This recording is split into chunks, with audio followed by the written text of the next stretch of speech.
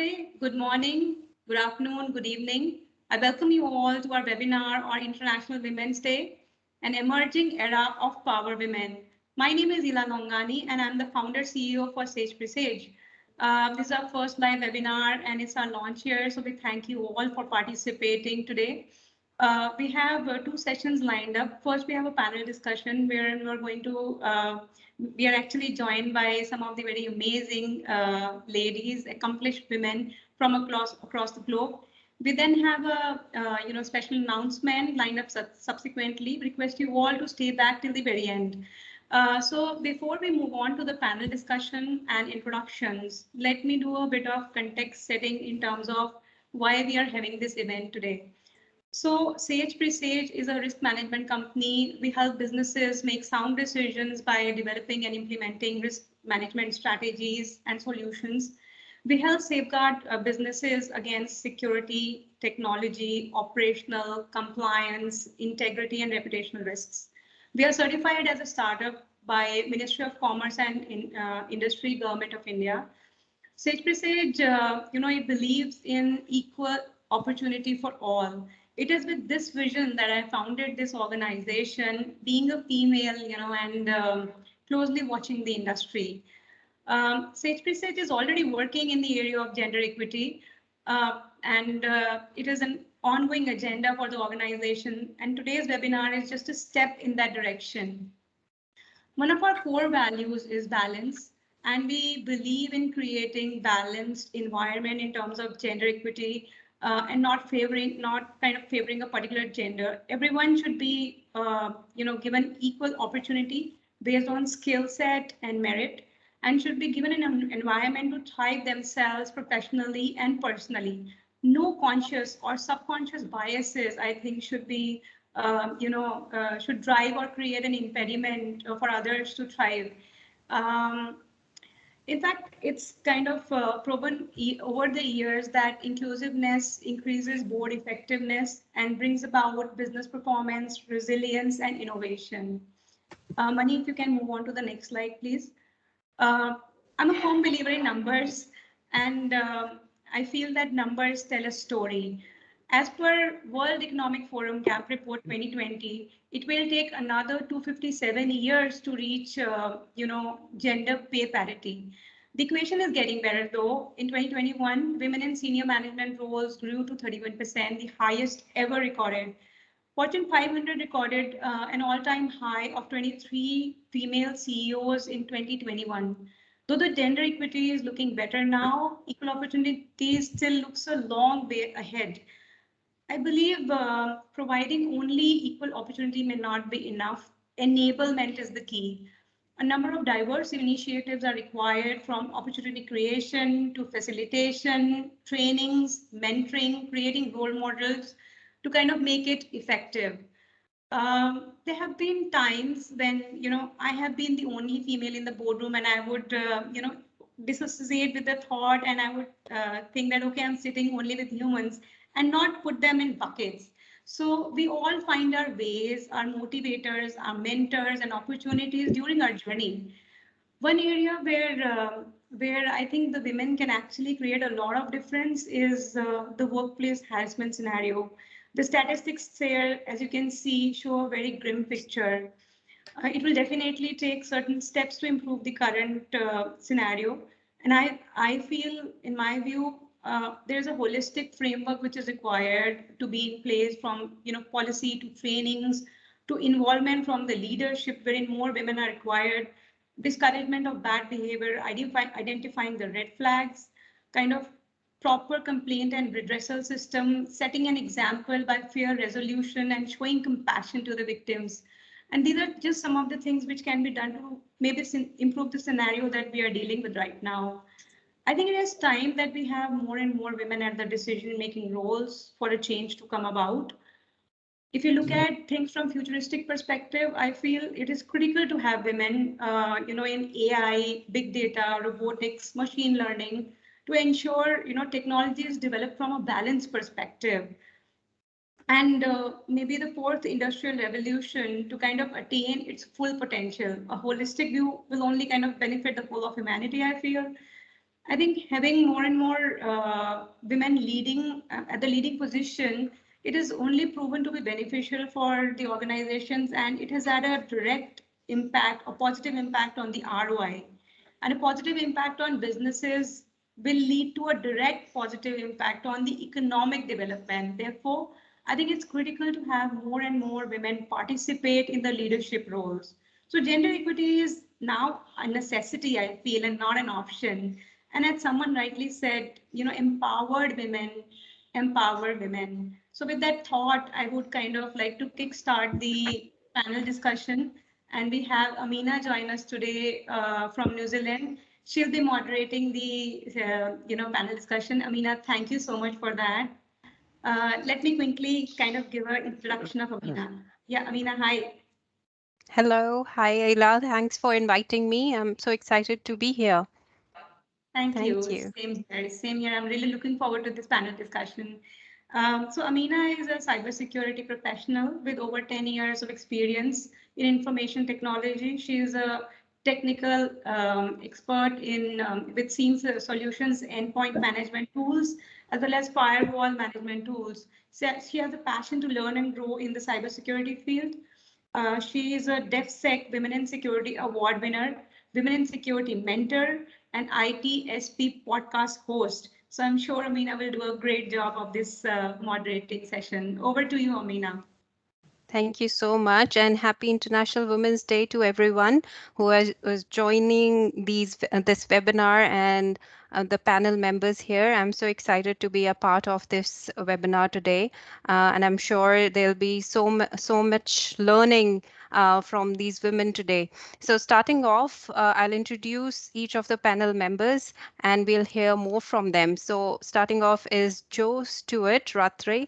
Jo is a seasoned leader who has worked in various capacities in Australasia region. Her areas of expertise include information security governance and strategy, development of policy, security awareness, and education. She has served at leadership roles ranging from CIO, Group CIO, and CISO. She has been involved with multiple global forums and initiatives. Currently, Vice President, Community Boards, Australian Computer Society. She was Chair Women's Leadership Council and Audit and Risk, respectively, at ISACA International, and was part of She Leads Tech. We well as Australian Information Security Association, awarded by ISACA and recognized by IFSEC Global as top 20 security thought leaders in 2019. She has been a spokesperson in UN. Um, very welcome, Jo. And if you could, share a message with our audience today and how you wish to celebrate International Women's Day today.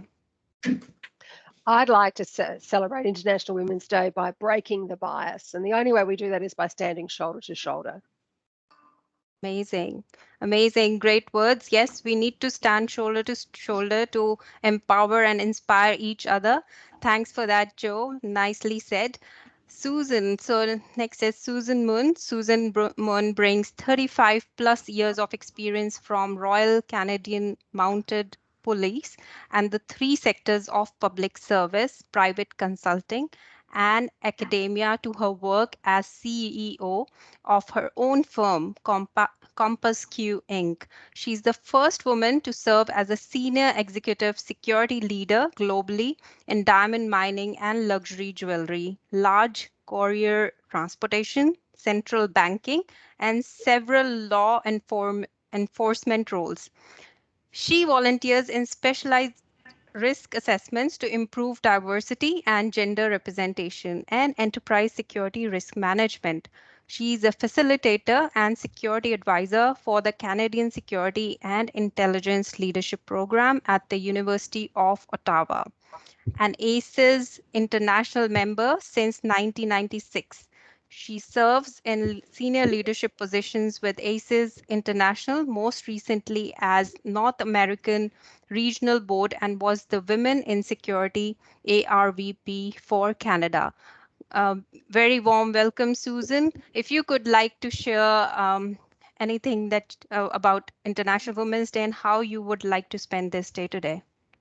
Well, thank you very much for this opportunity. I think I'm going to echo Joe's comments. It's very, very important that we as women support each other in all that we do, and we constantly learn from each other. Amazing. It's good to hear echoing the same words for each of us. It's quite a requirement that we all support each other. So continuing on, we have Nisha Binner. Nisha has 2 decades of rich experience working in HR space, specializing in talent management, behavioral and soft skills training, leadership development, among other things. Her practices include aligning the organization's people strategy with business objectives, implementing effective HR systems and policies across multiple entities in the country. She also aligns with talent development through various interventions, workshops, seminars, and expeditions as per the need. She has led large-scale change projects, including setting up HR Shared Services Center across business units. Very welcome, Nisha. If you could share some views on how you would like to celebrate this Women's Day with us. Thank you so very much, Amina. It was a wonderful introduction, and I was thinking that, is it me? Yeah, wonderful. Good to go back to your own journey. Yes, today when we talk about International Women's Day and the theme comes as break the bias, I believe biasness is not something we see outside the house. It starts from your own internal self, So first of all, cleansing your own mind, cleansing your own self, and refreshing with the thought that I have to see everyone, everything without a lens. So that makes the world clear. I'm going to spend a wonderful evening today in an orphanage wherein primarily it's for the girls, woman, child. And I love spending time because that gives me a feeling that if I can groom them to the next level, the world is definitely going to change. So great. So great to hear that. So great to hear that from you, Nisha. And I definitely resonate with your values and how you encourage our younger generation to achieve their goals and inspire others in their journey. So really great effort. Thanks for joining us, Nisha. So moving on, we have Ritika. Ritika's practice focuses on the areas of M&A, corporate and regulatory advisory, and compliance related matters. Ritika has over 15 years of experience in advising, assisting, and representing well renowned multinational companies in a wide range of commercial transactions. As a regulatory and compliance lawyer, Ritika has vast experience in advising global corporates across business sector with special focus on pharmaceutical and healthcare and automotive on regulatory and compliance related matters.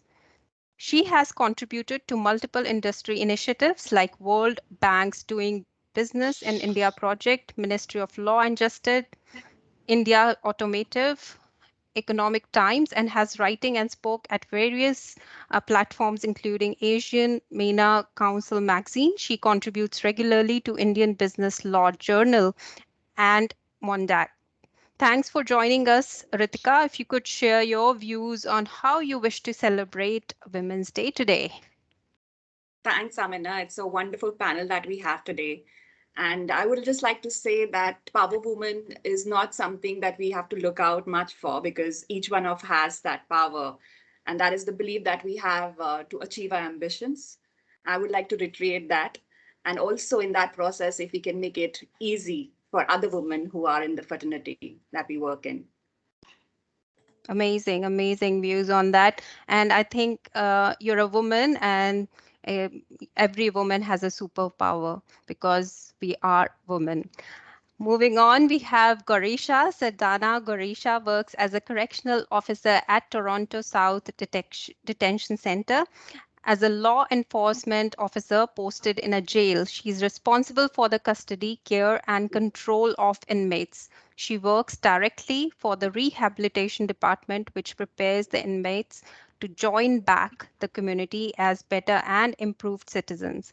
She delivers different types of educational program sessions like the life skill program, including anger management, stress management, substance abuse, and so on.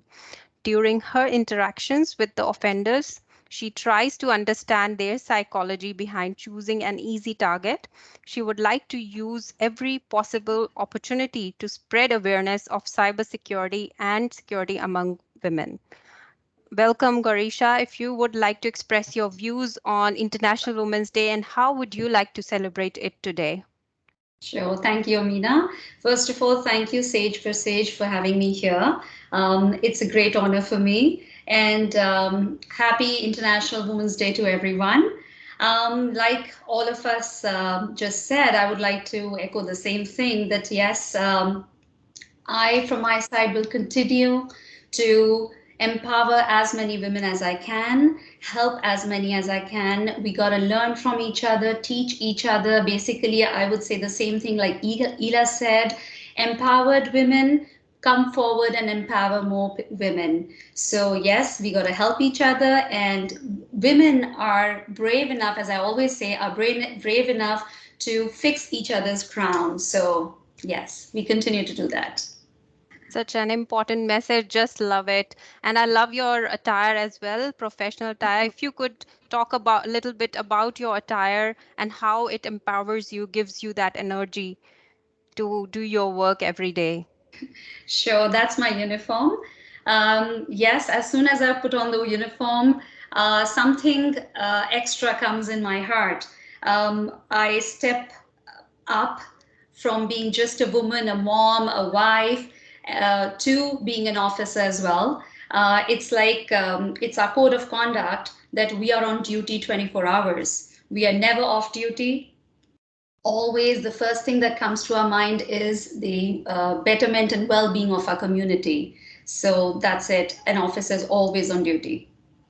Awesome, awesome. What an important message for everyone that we are always on duty. So work at its best, need to work hard in order to grow and to be there as a woman to show that we have superpower. Great. So we have a lineup of questions. We all have different journeys, but it merges into one journey of empowering each other. So there's no particular sequence in which I will ask the questions, but following Susan. So I would like to ask Susan, you have been first female to serve as a security leader in mining sector, which usually includes remote site operations. What were the challenges, if any, did you face as a female, and how do we have more females reach the pinnacle?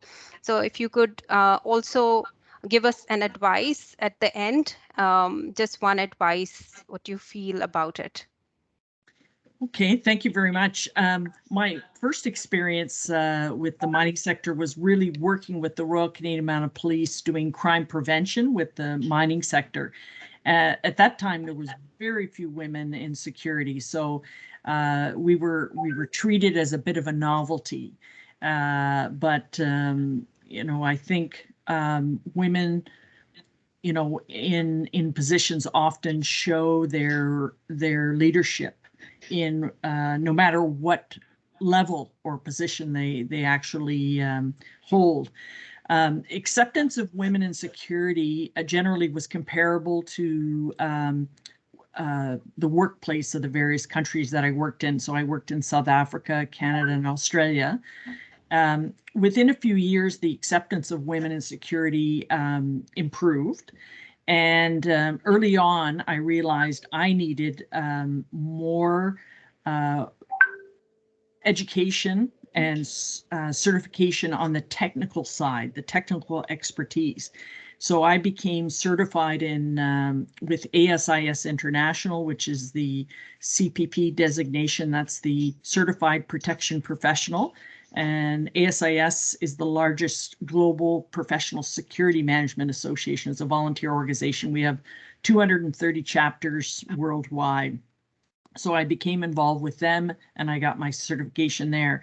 So 6 years later, I became the director of security and later the senior global vice president for a major diamond company, Aber Diamond Corporation, which later became Harry Winston. And we were the fourth largest producer of diamonds. So again, being in that area was very, very unique and very unusual. I learned about self-development, continuous learning, and also the importance of understanding your organization's business. So I encourage all women in security to get involved, in a professional association. I think a major leadership opportunities exist in those types of areas. And there's a famous study that came out about women, gender, and leadership. And I think it's important to remember that women actually outscore our male counterparts in 17 different components of leadership out of 19. And the two areas that we tend to score less on is technical expertise and also strategy. So again, I encourage everybody to look towards certification, education, and learning about strategy. And I think all the women on this panel are wonderful examples of how that's occurred in their own profession. So I think everybody will really enjoy hearing from them as well. Yes, absolutely. And I agree. And while talking to one of the security professionals, we did touch on how important it is to join a community where you have like-minded people, where you can express the challenges and learn from the experiences of others. And I'm sure ASIS and other organizations in the same are doing an amazing work to empower and inspire women in the community. And definitely, as Susan mentioned, that you need to know the business in order to grow within any profession. And I completely agree to that, because if you know the business, you know how to turn the challenges into opportunities, and then you can grow with it. So thanks, Susan, for sharing your views and sharing your experience with us. Really, really commendable. Moving on to Gaurisha. So question for you, Gaurisha. As part of rehabilitation program where you prepare inmates to join back community and dealing closely with them, please share your understanding of the psychology behind how they pick their targets and why young girls and lonely women are easiest victims, how they can safeguard themselves and identify criminal behavior patterns. Are there any fillers, etc., that you use? And if you could also please conclude with one advice from your end. Sure. Thank you, Amina. I'm really happy that you asked that question, because I actually feel that it's extremely important for all of us to actually understand criminal psychology and learn how they pick an easy target, what they are looking for in a potential easy target, so that we don't become one. So on the street, a criminal would look for, number one, someone who is unaware of the surroundings, is not alert, is too involved in herself. And another thing they would look for is someone who's not easily giving a fight back, or is not able to maybe run away from their trap. So considering these two thoughts, they feel that they find young women and girls a very easy target, a perfect fit for the two ideas. And why? Because yes, we make some small little mistakes here and there and easily fall into one of the categories or both the categories. So for example, they would pick you if you are looking into your phone, too busy looking into your phone and not looking around to see who's following you, who's watching you, stuff like that. Or you're wearing headphones or AirPods and you're too busy and you don't pay attention to footsteps advancing towards you if someone is following you, right? Or maybe if you are too busy fixing your hair or your clothing, your jewelry, playing with your jewelry, again, you're too much involved in yourself and not looking around, not paying attention to things around you. So that is the advantage they take. They catch you off guard. And then when they take you by surprise, you quickly slip into the panic mode, and therefore you don't defend yourself easily. Talking of defense, yes, they will notice, they will pick you if you're wearing high heels because they know you won't be able to run away quickly, right? Or if you're wearing a long dress or tight dress, they know you won't be able to kick, fight, or run away, right? Or if you're wearing too much jewelry, expensive things, expensive purse, then yes, you catch their attention. In fact, some criminals are really, really patient. They will watch you, observe you for several days to maybe notice your routine, to see if there is a pattern so that they can predict your move. For example, they would notice if you take the same bus every evening at the same time, or if you walk on the same street every day at the same time, or you park your car at the same parking spot, right? Patterns like that. Again, they would also look for certain situations which are golden for them. For example, a girl walking alone on a deserted street after hours with a lot of dangling jewelry, stuff like that. Or it breaks my heart to say that for them, another easy target is if a woman is with a child or a woman pushing the stroller. So they know that if they snatch your purse and run away, they're not going to leave the baby and chase you, right? So things like that. So another thing, cybercrime is growing these days. So cyber criminals find their targets on social media, dating sites. Again, young girls, young women easily share personal information on social media, like breakups, right? Or put too many pictures with a lot of expensive accessories. So all these things give them scope to approach you. First, of course, they'll sweet talk, they'll give you compliments, they'll start to then slightly flirt with you. So either they'll approach you in the emotional way or, in a flirtatious way. The idea is behind that is they know, they learn from things that you post on social media, and that's how they filter to see that, okay, I can approach this girl in this manner, right? In the emotional approach or what. So my message to all the women is, first of all, yes, to understand criminal psychology so that you mentally can make a do's and don'ts list for yourself, so that you know that you would try your best to prevent a risky situation to happen. Say, for example, you got late at work and now you're waiting on the bus stop all alone and it's dark. Then might as well order a taxi or Uber or call a family member. Or if it's a taxi, then take a picture of the license plate so that now the driver clearly knows that he's under the radar, right? Things like that. Or basically, on top of that, I would say have that awareness, be alert, and be mentally prepared for the worst case scenario.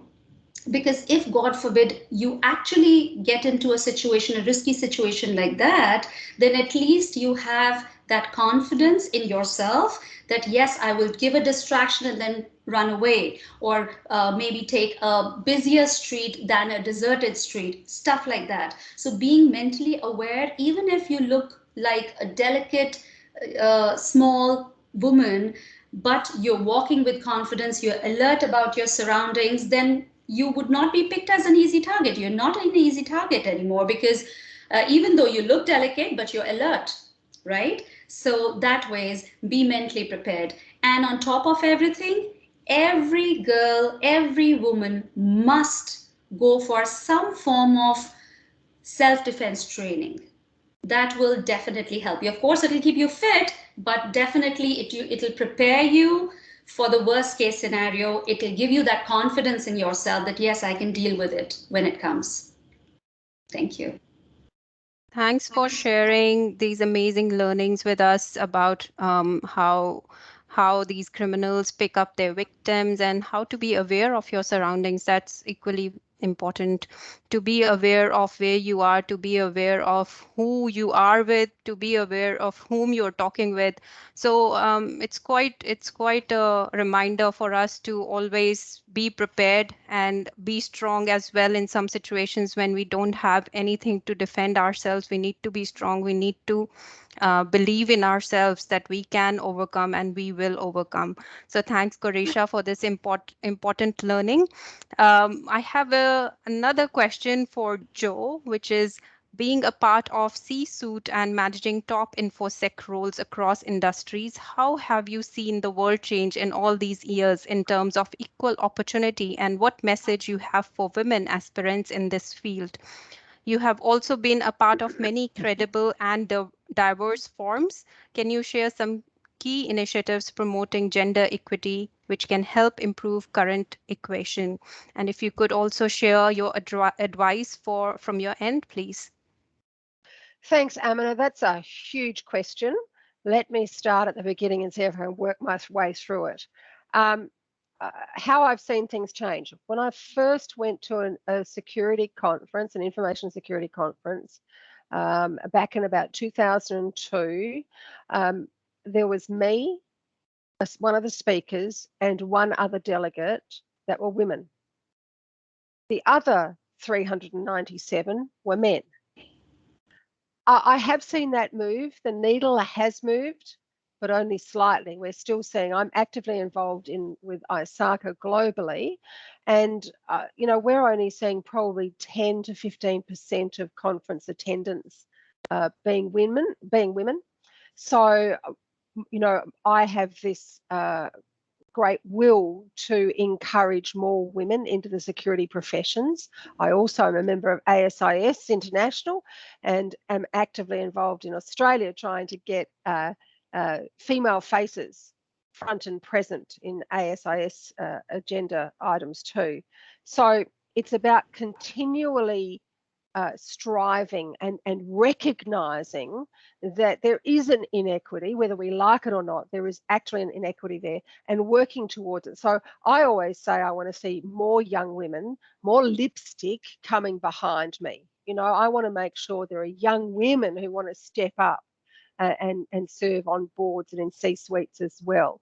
So I'm a great one for encouraging young women or women, it doesn't matter actually where they are in their career trajectory, if they actually want to make the change. We see women who do want to make the change across to security, whether that be physical security, so protection type security that Susan has spoken about, or whether it's information and cybersecurity. So the next part, I think, was about how do you do some of this stuff in the sort of forums that I've been involved with. Well, I had the very great privilege of being the volunteer founder of the She Leads Tech initiative, which is an ISACA initiative, and it's addressed at looking to empower and educate and elevate women in the technology professions more broadly, but particularly in security, and to get women who are aspiring to actually reach their potential and be C-suiters. So as I said, I was so lucky to be the volunteer founder of that. I had some fabulous people working with me and on staff side at ISACA, but I have had the great privilege of rolling that out in 17 countries around the world. It's now in 200 countries around the world. So, and one of the things that we did quite inadvertently was we created safe spaces for women to come together and tell their stories. And some of those stories were quite horrendous. I heard stories of forced marriage. I heard stories, women who are now C-suiters, but, one woman who had to escape a forced marriage when she was very young. And at the age of 40, she just married for love and had just had her first baby. So that was a beautiful story. But had we not created a safe place, she would probably have not told us that story. And some of the horrendous stories I've heard of discrimination personally and professionally that these women have suffered across the world. And I mean across the world, in developing nations and first world countries as well.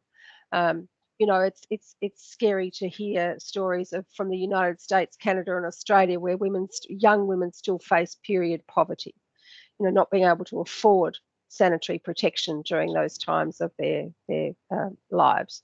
So all of those things make me want to work harder, make me want to encourage more women to become involved.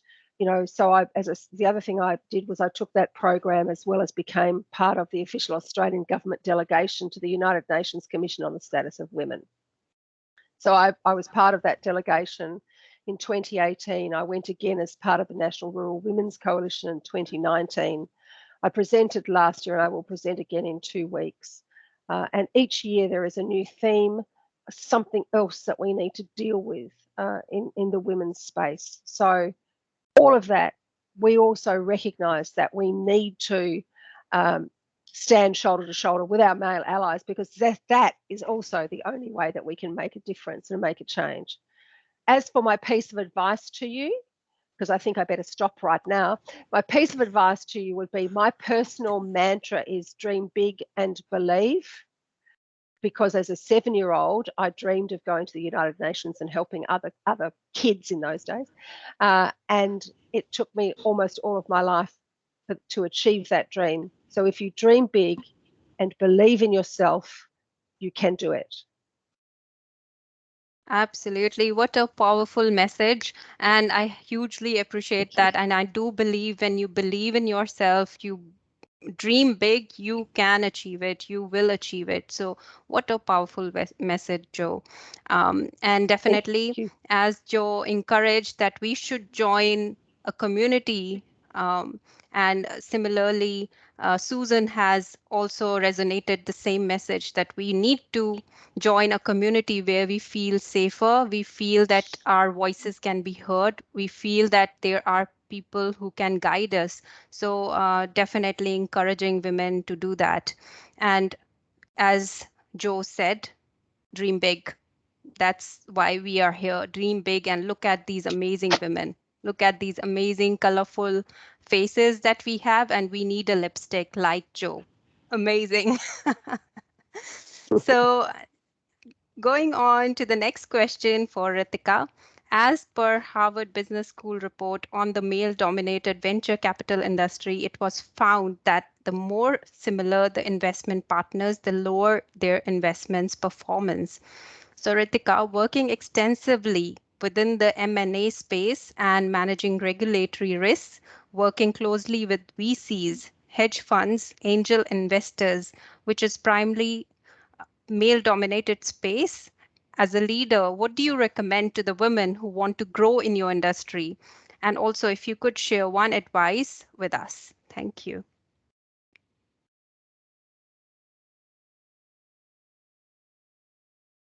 Do we have Ritika? You need to unmute yourself, Ritika. I do it all the time. Sorry. Thanks, Amina, and thanks, Ela, for having me here. I would extend that question further. It's not just M&A, but let me cover the legal industry as such in India. And as you said, legal industry conventionally in India has been male dominated, and women aspirants have had it hard way. They have to gradually make inroads to squeeze a place for themselves. Taking you about 100 years back, it's an interesting fact that I would like to share on this day. A woman called Regina had to put up a fight to be included in the definition of persons who could be enrolled with the State Bar Council to practice. And the court was very adamant not to hear her then in India, because the court was of the view and strong belief that legislature never contemplated women to be lawyers. So how can persons include women? And fortunately or unfortunately, I would say the fight is still on. Even until last year, we hear that a woman lawyer association had to put up a fight before Supreme Court of India to have a woman included in higher judiciary. That is, taking up the position of judges in India. So I believe that the fight really has been inclusion. And although the number of graduates that we see in law graduates in India The female number is on a rise over the years. But yet the number is not relatively low when we look at the top positions of those who are judges, senior advocates. When I say senior advocates, it's equivalent to Queen's Counsel in UK. It's an honorary position, or be it partners in law firms, large law firms. And as Ela said, she believes in numbers, so do I. And to give you an idea about that, large law firms in India have about only 30% female partners. There are only 4 judges out of 32 who are females in Supreme Court of India. And state high courts are no better. We still have about 4 judges out of 58, 39 in total number in state high courts. So definitely, as even Joe said, the number is increasing, which could give us encouragement, but we can't be ecstatic about these numbers. So definitely still a long way to go. Ela had mentioned that there have been statutory reforms, specifically anti-sexual harassment laws. They have made a lot of difference, to be honest, because I do see my male counterparts being more cautious, be it court or be it within the law firm. They are a lot more conscious of what they comment on day-to-day basis. But yet, all these laws or the policies that law firms have now introduced and flexibility will not change things for us overnight. So I strongly believe that the Sorry, Ritika, sorry to interrupt you. Ela, can you mute Ajit Kumar from the audience, please? I'll do that. Please, if everybody can mute themselves, please, it will be useful. Okay, sir. Do you have controls to mute them? Yeah, I'll just do that. Maybe, yeah, maybe just mute all and just leave Ritika to be unmuted or.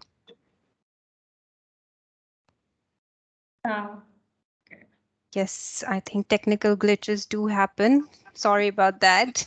Yes, sorry, Ritika, for that. Problem. For women, it's not a problem. Doesn't break the flow. Yes. We can talk. Sorry. So yeah, continuing on your journey, Ritika, please go ahead. Sure. So what I was saying was that before I'd given advice, I would just like to share that the reality still, it is better. The number is better. The encouragement that you can look out for is much better in legal industry today. But unfortunately, there are societal expectation and thought process which are connected to pre-gender specific professions such as law. So law has been looked at as a male-dominated profession, and that's how we've been raised in our families. That's how we have seen, while growing up. And these expectation and thought process often extend to workplace.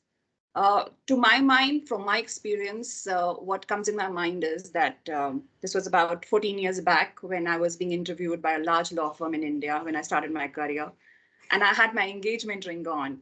And the interviewer, who was a senior partner of the firm, after clearing all the rounds of interviews, he did, in fact, looked at my engagement ring and said, "Is there something that your prospective employer should know about?" I couldn't get that. I couldn't really appreciate it. It took me a few seconds to realize he's asking about my wedding plans. I don't think my male counterparts would have to face such questions, but I don't know. I didn't get the answer by me. Definitely, I don't think those are the questions that a male partner would have, during interviews as of this day, because things have changed. Fortunately, things have changed. So my first advice to the aspirants looking to join the profession would be, don't be surprised of such situation. Make yourself ready. And there is no magic mantra for being successful in legal industry. You need to have believe in yourself. You need to put a constant fight and follow your ambitions. That's the only mantra that will work. There are a lot of women in the fraternity, and women work fantastically well with other women to encourage them. So always keep in mind that the women at top position in the industry have made it. So why can't you? And always put up, raise your voice to be included. That is a key. I don't think we should be silent where we are not included. Because you should remember that being a woman, we are not asking for any exceptions to be made, any favors, any relaxations for us. But we are here for competition, and there has to be a level playing field for that. That's all. I think that's what I wanted to say. Very well said, Ritika. I really admire the way that you've said, we don't need any exceptions. We don't need anything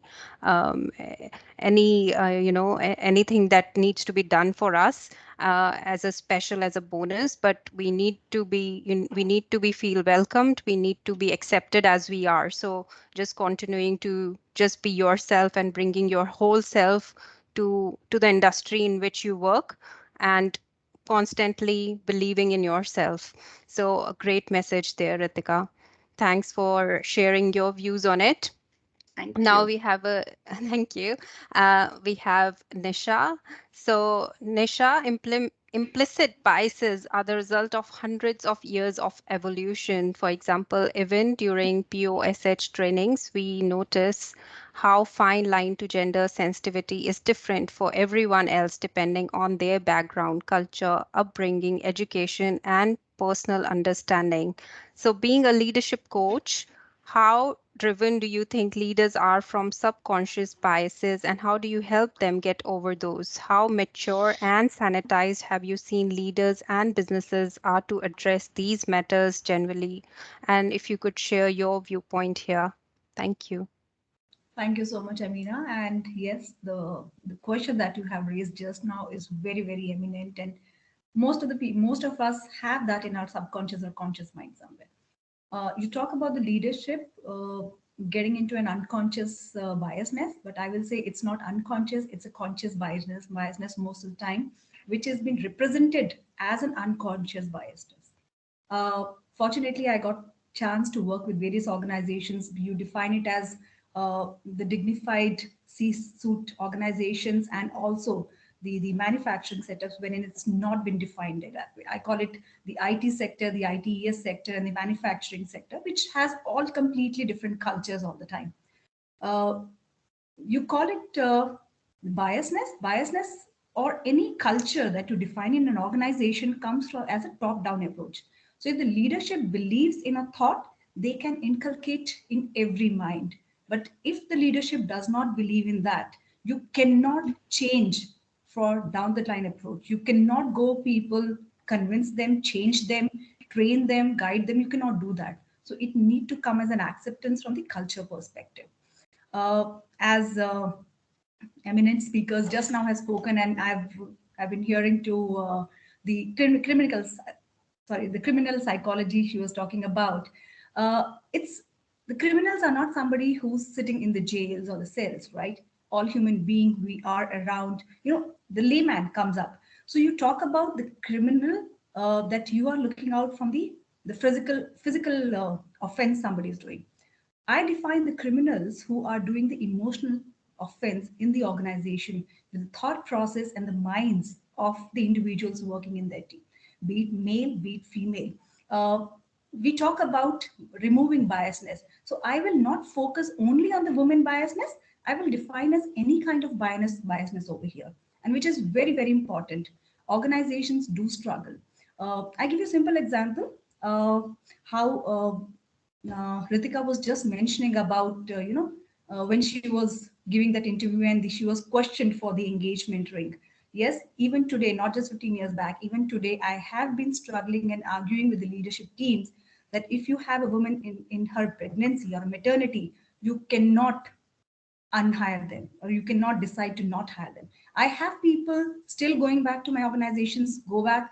I have lengthy discussions and arguments with them saying that a woman employee, because during the COVID period, I simple example, most of the interviews been happening online, so you do not get to see the people face to face.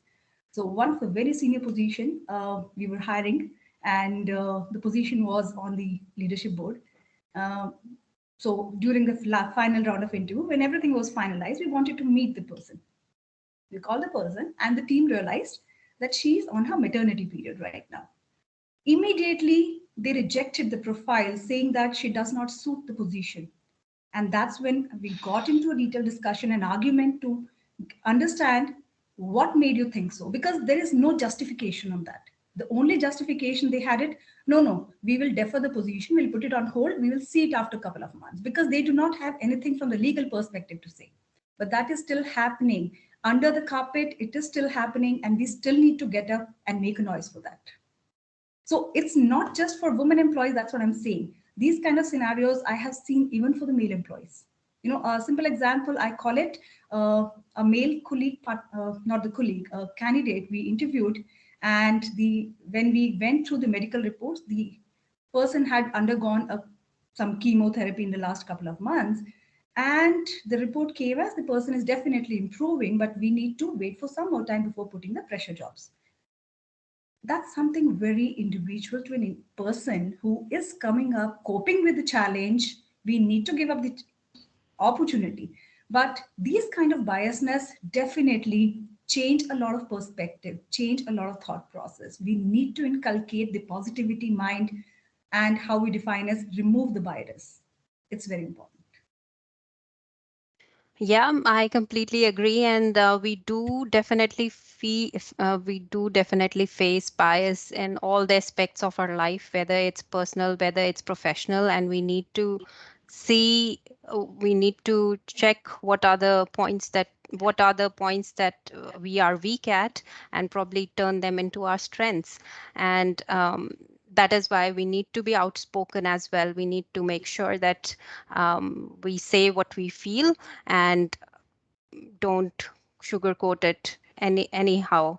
So I thank you all for sharing your experiences, your journeys with us, and I'll hand it over to Ela to take it from here. Thank you so much. You're on mute, Ela. I thought so. On Thank the you. same boat as I am. Yes, thank you, Amina. It was really, enlightening listening to each one of you. And thank you for moderating it so well, Amina. I think everybody gave in such unique perspectives from their own walks of life, and a lot of learnings, a lot of takeaways from everybody's end. I think between all of you, you all represent the entire risk management, array, from people risk to integrity to technology to security and compliance, reputational. I think it covers it all. So it's great. So I think that brings us to the next segment. But before that, I think there are certain questions that we have on the screen, and one or two participants also were raising hands for asking questions. So let me just pick up the first question first. So there's a question by Sushant. He's saying that I would like to understand what industries, area of work where the gender gap is actually higher versus where it is perceived to be higher, and how do we address it better in workplace? So anybody can take that, please, on the panel. I'll take that one. I don't know that there's any industry except perhaps in some of the healthcare sectors where I'd say that there is no gender bias. And it's more about the numbers rather than whether there's bias or not in healthcare. You know, there are a lot of nurses are women, and so and the same in the teaching professions. We find that the numbers of women in those professions is much higher. It doesn't mean that they don't experience workplace bias, because as Nisha said, it's not necessarily unconscious bias. You know, you can be in that top heavy, what appears to be female heavy organization, but there still be bias, because oftentimes you still find the CEO and the top of the tree are still male, and that there are still particular biases. If we look at the tech industries, we know that classically they are very male dominated, and you know, I know that there are some parents in my part of the world that are actively discouraging their daughters from becoming involved in STEM, science, technology, engineering and maths, because of the pay inequities. It's not just about the actual being treated equally in the workplace, it's about being paid for equal work, equal pay for equal work. So that's another issue that we see. And depending where you are in the world as to how much that looks like. So I wouldn't say that there is a particular industry that I would say was a shining light that needed to be, you know, that to be held up and said this is the one, that this is where we should all aim to be because this is excellent work. I don't believe that to be true. I think what we can do in the workplace, and that was part of your question, is that each one of us has a sphere of influence. We need to change the language, change the dialogue in our own spheres of influence. Start to kick back when people talk about manpower. No, I'm sorry. It's actually resource. You're talking about resourcing a project. Nothing to do with manpower. It seems trivial, but the moment that you begin to change the language up, it begins to happen over time. This is a 100-year-old problem that we're facing here that hasn't gone away. So it has to be incremental change to get to where we want to be. So if each of us, whether we be male or female, we make those changes in the language that's used and be very mindful of how we address other people, then I think we've got a chance. Thank you for taking that, Joe. That's very insightful, really. And like I was saying earlier, enablement is the key, and it has to happen in multiple ways. There needs to be multiple initiatives in that direction. I think anybody in the panel also wanted to add something to it. Yeah, thanks, Ela. I would like to add on a little. Yes. Thanks to, as you were mentioning, and it's a valid point about the conscious and unconscious part, but also when we talk about the biasness, it's not only from the male members that the biasness comes for the female.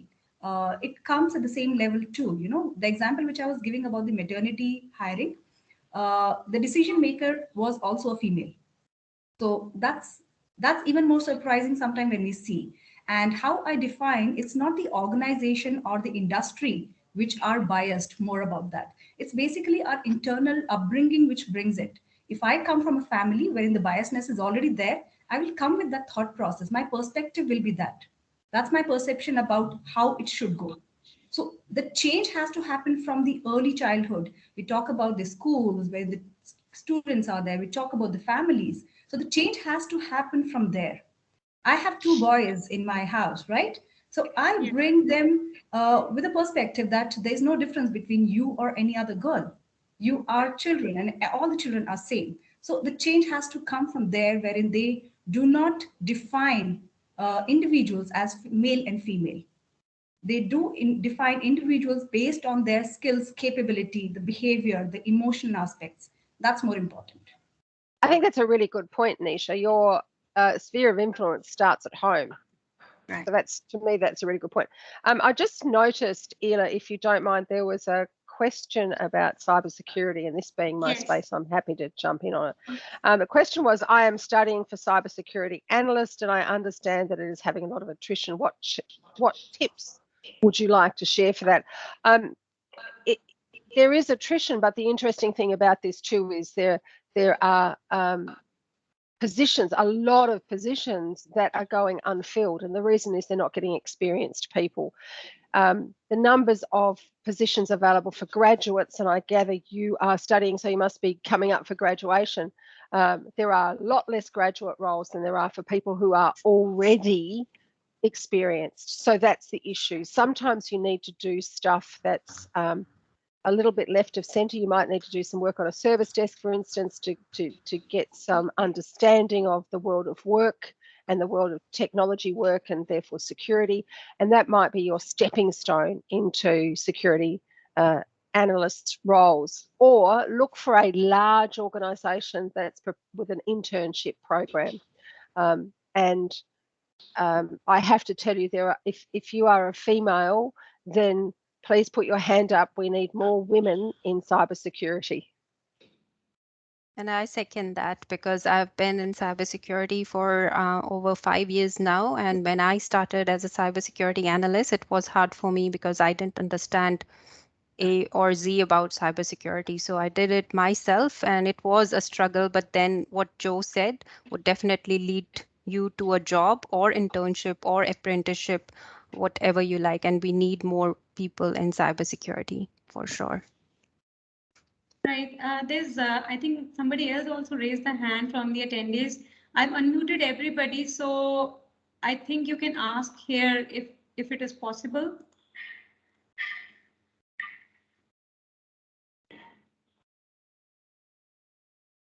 Can you raise hand, whoever wants to ask question? I think there was somebody raising the hand up, willing to. Hi, La. This was me actually. Hi. Yeah, Can you hear hi. me? Hi. Yes. Hi, everybody. Good morning and a very happy International Women's Day. Sorry for the display name. That is actually my son's name, Suharth. My name is Shweta, and I'm part of Oracle for the last 11 years. Very interesting conversations, and I was really able to get how the biases are still kind of there in the industry, irrespective of which industry you're in. So while Nisha and Ritika were sharing, a thought crossed my mind that we do talk about, and we have personally also experienced a lot of biases when we are in the chair of a candidate, the person who's being interviewed. Would you also have some tips or insights on what the person who's across the table, the hiring person or the hiring manager, irrespective of their gender, should be really looking at or doing to ensure that the biases are broken? Because at the end of the day, every individual has to contribute to that. Can I take that? Yes, Yeah. please. So Shweta, as you know, the answer really lies in what Nisha said, and I wanted to add few things to that. I couldn't resist to add on this platform. The social changes will come, with time, and when you're being interviewed by a female or a male, the expectation and the thought process still remains the same as we discussed at length. But the change will come only gradually, and it has to come. The germane for that change will be us women, because we often go to interview, maybe we are expecting a baby, or going to get married, to be settled in a new family. We take it as liability, so I think it's for us to change that, because these are social and family obligations. These are not women oriented expectations or obligations that we have. A male colleague could very well take a leave to take care of sick parents. A male colleague could take leave for taking care of himself, as Nisha mentioned. So I think it's for us to call upon ourselves that we are not a liability, we are an asset. And that's how we present it, and pass on the confidence to a person interviewing to us. I think that would make the change. Hi, Shweta. If I get the privilege to answer a little point on that one. In fact, this is one of the questions that came to my mind almost, I'll say, 15 years back, when for the first time, my organization gave me a target in the hiring that there has to be a gender diversity to be maintained.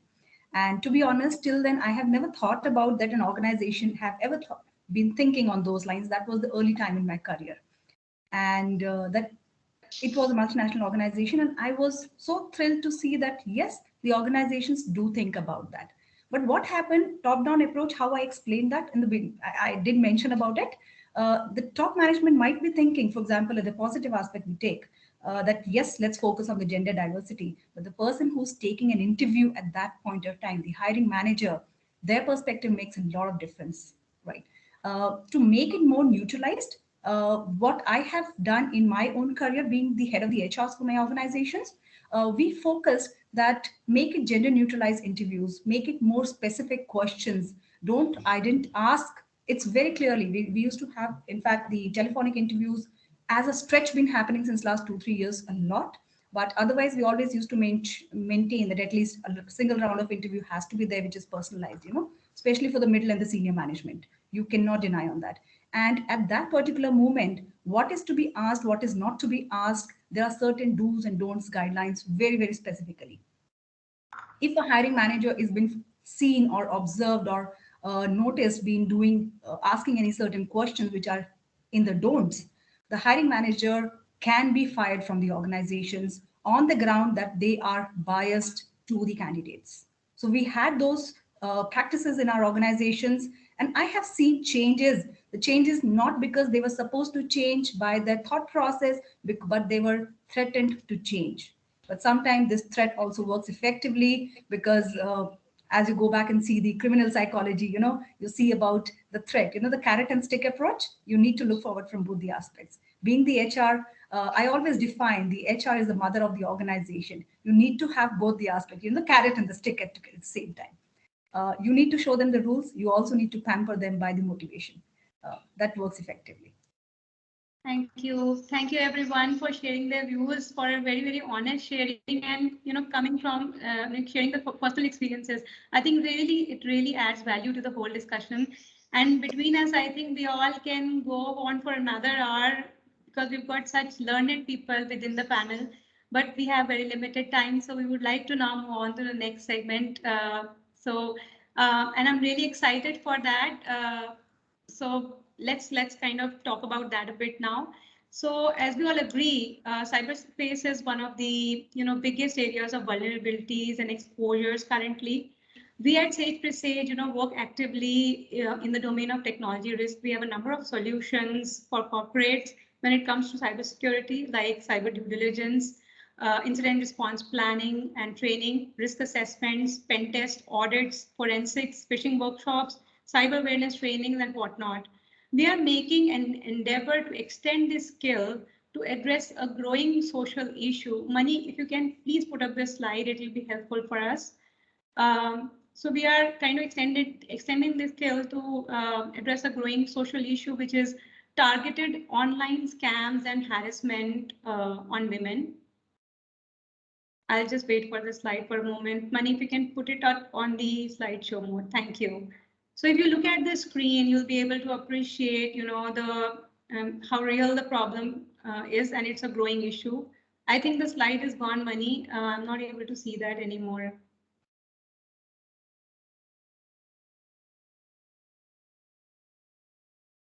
Mani, can you please put up the slide again?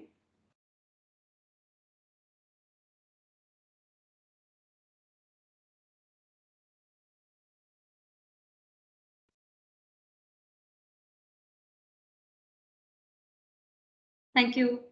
Yes, thank you so much. So if you look at the screen, I think you'll be able to appreciate that it's a growing issue really. And as a step in this direction, we have designed a module, a training program specifically for women on cyber awareness and safety. Our endeavor is to create a cyber culture, something like Gaurisha was talking about. We do provide cyber security, normal security awareness training, the physical trainings, self-defense trainings as an organization on the ground, or the, kind of in the same lines that Gaurisha was talking about, simple do's and don'ts and everything. I think we are kind of trying to replicate the same concept and bring it to the digital platform, wherein, we'll try to bring in more cyber hygiene, cyber awareness, on a social level, which will help women understand responsible behavior, vulnerabilities and threats, behavioral patterns and bad eggs, common issues, prevalent scams, social media hygiene. And we've kind of simplified the technology so that they can be protected against the risk of exposing themselves to trouble knowingly or unknowingly. So we sincerely hope that we'll be able to address, social cause by training women and people at large with this growing issue that is impacting our lives, especially during, the work from home, study from home, and a COVID time wherein the whole environment is more towards the, online or digital medium. So with this, I would like to welcome Nicole. And it's a pleasure to have Nicole with us today. Nicole has done some remarkable work in the area of cybersecurity. She has taken years to educate society on cyber safety, creating a cyber culture for children and families, as well as suggesting screen times and customized plans. Welcome, Nicole. May we go ahead with the, with the launching of our cybersecurity, cyber awareness training program. So Mani, if we can please have the launch video on screen, it will be useful.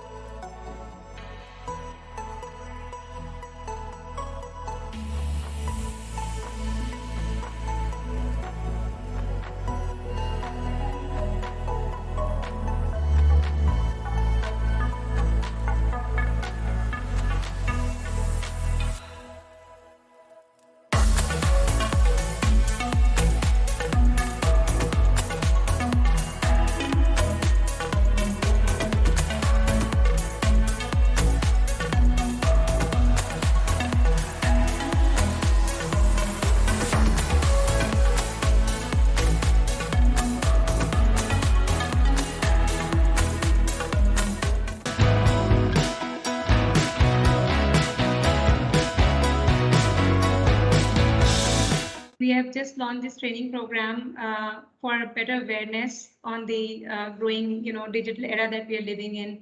So with that, I think we can kind of bring this to a closure, the entire webinar. And I would, certainly like to thank everybody on the panel, everybody who was participating today. Thank you so much for, being with us and, cheering each other on. I think let's continue to do that going forward as well. And I think at the end of the day, it's all about, it's a collaborative effort. It's about learning from each other, striving to be the best versions of ourselves and providing the best solutions to the community at large. And I hope we'll be able to do that. I really look forward to seeing you all very soon again. Sure. Thank you. Thank you. Anybody in the panel want to share something, say something? You're most welcome to do that, please. It was really an honor to have each one of you with us today. I just want to say one little thing to all the women of the world, that as we were talking about speaking up, express yourself, speak up, don't stay quiet, don't give in, speak up, stand for yourself, because you see, you have to take a stand for something, otherwise you'll fall for anything. So I read this somewhere that it's a saying, it's a beautiful expression. It says, today's mighty oak was once a little seed. All it did was to hold its ground. And that's what we need to do. Wonderful. Awesome. Thanks, Gaurisha, for that. You're welcome. Thanks for having me It's here. a great I loved quote. it. Thank you so much. Thank you, everyone. Thank you. Thank you, everybody. See you. Thank you, everyone. Thank you. Thanks.